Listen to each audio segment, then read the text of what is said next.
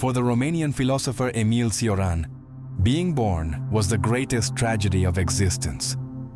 At first glance, the idea seems outrageous.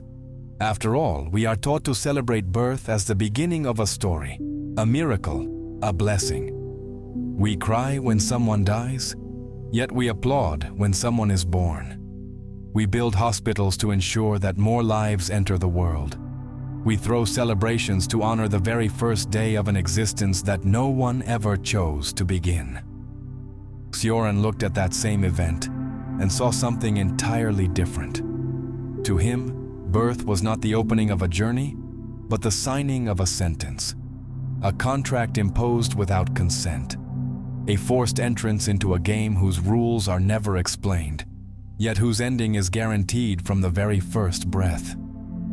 The moment we become alive, we also become vulnerable.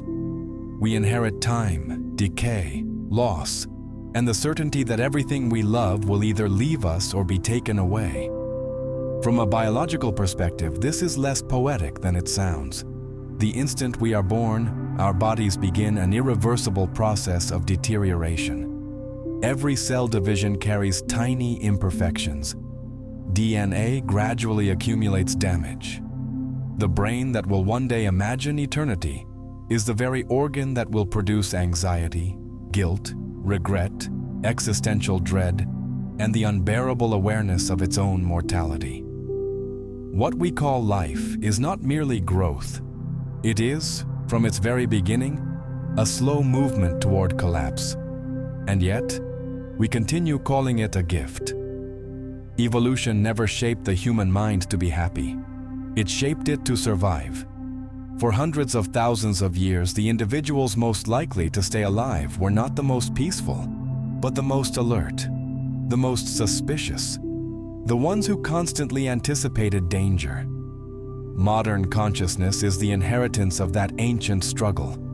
Even in moments of safety, the mind continues searching for threats, inventing new fears, new desires, and new reasons to remain dissatisfied.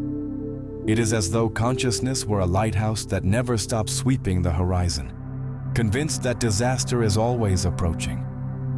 Perhaps this is the true curse of our species. A gazelle escapes a lion and returns to grazing minutes later. A bird does not lie awake imagining its own funeral. A wolf does not mourn a future that has not yet arrived. Human beings alone possess a mind capable of turning tomorrow into suffering, and yesterday into a prison. We are the only animals condemned to experience events twice, first in imagination, then in reality. This was the accident Cioran believed defined the human condition. While generations of philosophers searched for ways to make life meaningful or bearable, Cioran dared to ask the question almost no one is willing to face. What if suffering is not a flaw in existence, but its most fundamental feature? What if hope, ambition, religion, and every promise of happiness are merely sophisticated ways of making an unwanted condition psychologically tolerable? In this video, we will explore the philosophy of Emil Cioran, a man who transformed pessimism into an art form and lucidity into an act of rebellion. Drawing from philosophy, psychology, biology, and ancient mystical traditions, his work defends a radical possibility. Perhaps the greatest trauma humanity has ever experienced is not death. Perhaps it is birth. And perhaps every day we spend alive is another attempt to forget the first catastrophe we never had the chance to refuse. The only thing Emil Cioran regretted more than being born was being born Romanian. At first, it sounds like the kind of cruel irony for which he became famous. But Cioran was rarely joking. He believed that some nations were born to shape history, while others existed merely to witness it from the sidelines. Romania, in his eyes, belonged to the latter. He once described it as a country trapped in historical irrelevance, a civilization condemned to imitate rather than create, forever standing in the shadow of greater empires. To him, being born Romanian meant inheriting defeat before taking a single step, like growing from the roots of a tree that had already begun to decay. Yet his relentless criticism of Romania was never simply about geography. It reflected a much deeper dissatisfaction with existence itself. Born in 1911 in the quiet village of Rașinari, surrounded by the forests and mountains of Transylvania, Cioran entered a world shaped by faith. His father was an Orthodox priest, his mother a deeply religious woman, and the language of God, salvation, and eternal purpose surrounded him from childhood. He was taught that suffering carried meaning, that history unfolded according to divine providence, and that every human life fit into a cosmic design. Reality slowly dismantled every one of those beliefs. The 20th century became one of the bloodiest experiments in human history. 2 world wars erased millions of lives. Totalitarian ideologies transformed ordinary people into executioners. The Holocaust exposed humanity's capacity for industrialized evil. Scientific progress, often celebrated as proof of civilization's ascent, produced not only antibiotics and electricity, but also gas chambers, aerial bombardments, and nuclear weapons. Humanity had learned how to conquer nature long before it learned how to conquer itself. For a short period in his youth, Cioran believed politics could still offer redemption. Like many young intellectuals searching for meaning in a collapsing Europe, he flirted with nationalist ideals and imagined that collective renewal might rescue society from decay. But history destroyed that illusion as thoroughly as it destroyed cities. Fanaticism revealed itself to be another form of religious faith, demanding absolute devotion while promising impossible futures. Every revolution spoke the language of hope before drowning itself in violence. That realization transformed Cioran forever. He stopped searching for flawed governments, corrupt leaders, or broken civilizations. Those were only symptoms. The disease ran far deeper. It was older than nations, older than religions, older than history itself. The true catastrophe was not political. It was metaphysical. The problem was never Romania. The problem was that consciousness had appeared at all. If there is one fear that has followed humanity since the dawn of civilization, it is the fear of death. We have built religions to overcome it, imagined heavens to soften it, and created myths that promise life beyond the grave. We raise monuments to preserve our names, search for medical breakthroughs that delay aging, and invest billions in technologies that promise longer lives. Some of the world's wealthiest individuals now fund research into artificial intelligence, brain preservation, and radical life extension, all driven by the same ancient dream, escaping mortality.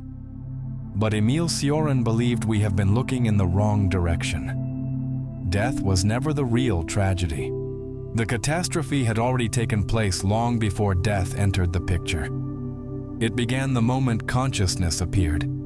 Before we were born, there was no fear, no regret, no loneliness, no anxiety, no awareness of time slipping away.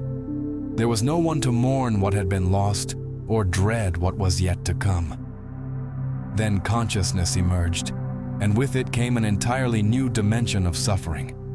Existence became something that could be experienced, questioned, and feared.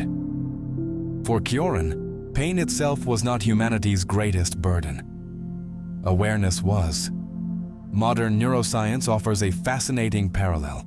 The human brain evolved an extraordinary capacity to simulate the future, reconstruct the past, and imagine possibilities that may never happen.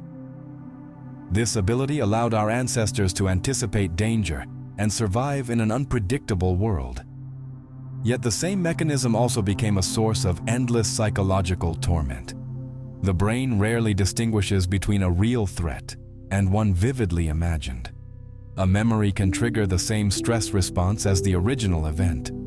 A future that never arrives can still fill an entire lifetime with anxiety. We are haunted not only by reality, but by possibility. Perhaps this is why so many spiritual traditions viewed excessive thought as humanity's greatest obstacle. Buddhism teaches that attachment and craving give rise to suffering. Taoism praises effortless presence over compulsive striving. Christian mystics sought silence, believing that inner stillness brought them closer to God. Across different cultures and centuries, one idea quietly repeats itself. The restless mind is both the creator and the prisoner of its own suffering. Cioran agreed with the diagnosis. He simply rejected the cure. For him, there was no permanent escape from consciousness. Once awareness awakens, there is no returning to innocence. Knowledge cannot be undone. The mind cannot unknow what it has discovered. We remain trapped inside a consciousness that constantly reminds us of everything we stand to lose, including ourselves. Perhaps humanity's greatest exile was never leaving paradise. Perhaps it was waking up. If consciousness is the source of suffering, then death is not humanity's greatest problem. Birth is. For Emil Cioran, the greatest mistake we make is believing that death is the tragedy, while birth is the blessing. In reality, death only concludes a process that began with our first breath. Every fear, every illness, every heartbreak, every disappointment, and every existential crisis became possible because consciousness was brought into existence. Death does not create suffering. It merely closes the door that birth once opened. This is why Cioran's philosophy often echoes ancient currents of pessimism and mysticism. The biblical story of Eden, for example, takes on an entirely different meaning through his eyes. Humanity's fall was not simply an act of disobedience. It was the birth of self-awareness. The moment Adam and Eve ate from the tree of knowledge, innocence vanished forever. They became conscious of themselves, of shame, of time, of mortality. Paradise was not lost because they sinned. It was lost because they awakened. Arthur Schopenhauer arrived at a similarly unsettling conclusion. He once imagined that a lifeless world, silent and empty like the moon, would be preferable to one overflowing with conscious beings. Where there is no life, there is no grief, no war, no disease, no loneliness, and no despair. The absence of consciousness is also the absence of suffering. Yet evolution followed the opposite path. Around 3.8 billion years ago, life emerged from lifeless matter. Over unimaginable stretches of time, natural selection produced organisms of increasing complexity until one species acquired the ability to ask a question that no other creature seems capable of asking. Why do I exist? Ironically, the same intelligence that allowed humanity to dominate the planet also condemned it to psychological suffering, unlike anything found elsewhere in nature. Every birth repeats that ancient accident. Every day, thousands of children enter the world surrounded by celebration. They receive names, identities, expectations, dreams, and responsibilities. But alongside every opportunity comes an invisible inheritance. They will experience loss, illness, disappointment, aging, and eventually death. None of it was requested. None of it required consent. Existence simply arrives, carrying both wonder and inevitable pain in the same package. Cioran expressed this idea with one of his most haunting observations. We do not rush toward death. We flee the catastrophe of birth, survivors trying to forget it. In a single sentence, he overturns one of humanity's oldest assumptions. We spend our lives fearing death, when perhaps death is only the final consequence of something far more fundamental. If birth is the original wound, then creating another conscious being becomes a profoundly uncomfortable moral question. This is why Cioran described procreation as humanity's most reckless act, not because he despised children, nor because he rejected love or family, but because bringing someone into existence also means exposing them to every form of suffering existence inevitably contains. Decades later, this intuition would become one of the central ideas behind modern antinatalism. If suffering cannot be avoided, Preventing a birth also prevents every pain that life would have made unavoidable. It is an unsettling conclusion. But Cioran never wrote to comfort his readers. He wrote to follow every thought to its most merciless end. After everything Cioran has said, one question becomes almost impossible to avoid. If being born is a catastrophe, if consciousness is a curse, and if existence is fundamentally marked by suffering, why didn't he end his own life? For many readers, this appears to be the greatest contradiction in his philosophy. If life is such an unbearable mistake, wouldn't suicide be the only logical conclusion? Cioran answered this question with characteristic paradox. Suicide, he argued, always comes too late. The real disaster has already happened. The moment we begin contemplating death, existence has already left its mark. The suffering has already been lived. The wound has already been opened. Strangely, he believed that the mere possibility of suicide made life more bearable. Knowing that the exit always exists creates a peculiar kind of freedom. The awareness that one could leave at any moment removes the feeling of absolute imprisonment. It is a paradox few people understand. The possibility of ending one's life often becomes the very reason one continues living. The open door is enough. There is no need to walk through it. Writing served a similar purpose. Cioran once described his books as postponed suicides. Every page became a release valve for thoughts too heavy to carry in silence. He never believed philosophy could solve suffering, nor did he think literature could redeem existence. But words could transform despair into something observable. Instead of destroying himself, he emptied himself onto paper. His books did not heal his pain. They gave it a language. That may explain why Cioran refused almost everything modern society teaches us to pursue. He rejected literary awards, avoided academic prestige, dismissed fame, and lived for decades in a modest apartment in Paris with remarkably few possessions. He often spoke of his passion for uselessness, believing that ambition is one of the most effective ways to multiply disappointment. The more desperately we seek recognition, wealth, or permanence, the more power we give the world to break us. In many ways, this resembles the wisdom of ancient ascetics and mystics. Buddhist monks abandoned attachment. Christian hermits withdrew from worldly ambition. Taoist sages distrusted the endless pursuit of achievement. Yet where they hoped to find peace, Cioran expected none. He admired detachment not because it promised enlightenment, but because it reduced the number of illusions capable of hurting us.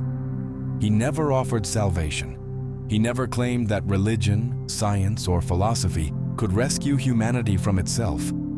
The best we can do, he believed, is endure. To breathe one more day, to write, to laugh at the absurdity of our condition, to stare into the void without rushing to fill it with comforting stories. Perhaps that is why Emil Cioran remains one of the most unsettling thinkers ever to put words on paper. He offers no comforting conclusions, no grand purpose, no hidden cosmic justice, only lucidity. And perhaps seeing existence without illusion demands a far greater courage than believing those illusions were ever true. If this video made you question something you've always taken for granted, imagine what you'll discover in the rest of the channel. There are already more than 100 videos exploring philosophy, psychology, nihilism, history, and the darkest corners of the human mind. If you'd like to support this work, consider becoming a channel member. You'll help keep these videos coming and unlock exclusive perks along the way. And if this video resonated with you, you can also leave a super thanks. Every contribution, no matter the size, makes a real difference. That said, your support isn't measured only in money. Simply watching, subscribing, leaving a comment, or sharing these videos already helps this channel grow more than you might realize. Thank you for being part of this journey. I'll see you in the next video.